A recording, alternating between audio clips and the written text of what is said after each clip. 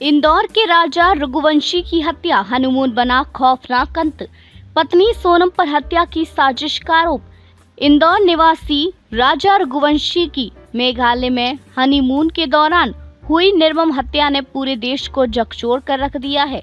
ये मामला तब सामने आया जब राजा की लाश 2 जून को एक गहरे गड्ढे से बरामद की गई। शुरुआती जांच में ये सामान्य हत्या लग रही थी, लेकिन जैसे जैसे पुलिस जांच आगे बढ़ी, राज परत दर परत खुलते गए और मामले ने एक भयावह मोड़ ले लिया। राजा रघुवंशी की हाल ही में सोनम रघुवंशी से शादी हुई थी। दोनों हनीमून के लिए मेघालय गए थे, लेकिन शादी की मिठास ज्यादा समय तक नहीं टिक सकी।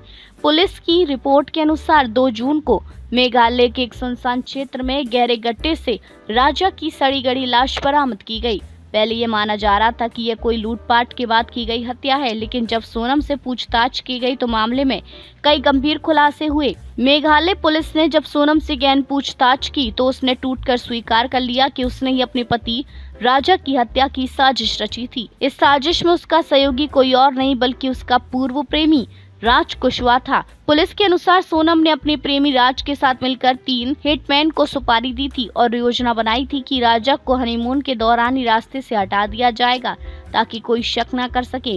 हत्या को पूरी तरह से योजनाबद्ध तरीके से अंजाम दिया गया। पहले राजा को एक सुनसान जगह पर ले जाया गया, फिर वहां उसकी गला घोंटकर हत्या की गई।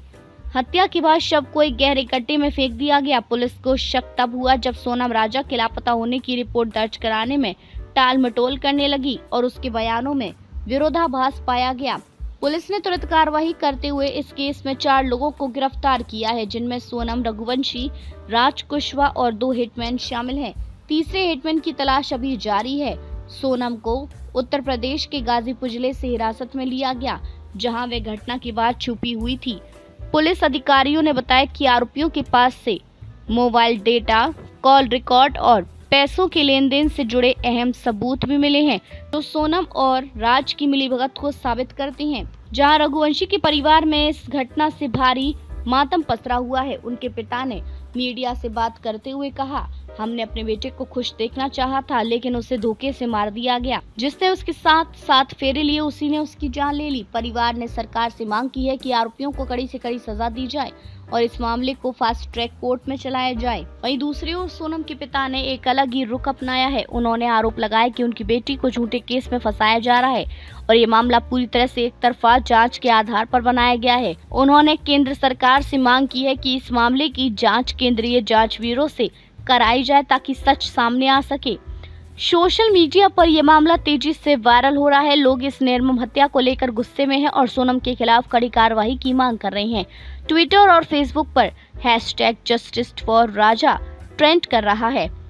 कई सामाजिक संगठनों ने भी इस मामले में न्याय की मांग उठाई है। राजा रघुवंशी की हत्या केवल एक व्यक्ति की हत्या नहीं है, बल्कि ये प्रेम, विश्वास और शादी जैसे पवित्र रिश्तों के साथ विश्वासघात की क्रूर मिसाल बन गई है। पुलिस अब इस मामले में चार्जशीट तैयार कर रही है और उम्मीद की जा रही है कि जल्द ही सभी दोषियों को कानून के शिकंजे में लाया जाएगा। देश भर की निगाहें अब इस केस पर टिकी हैं और न्याय की प्रतीक्षा की जा रही है।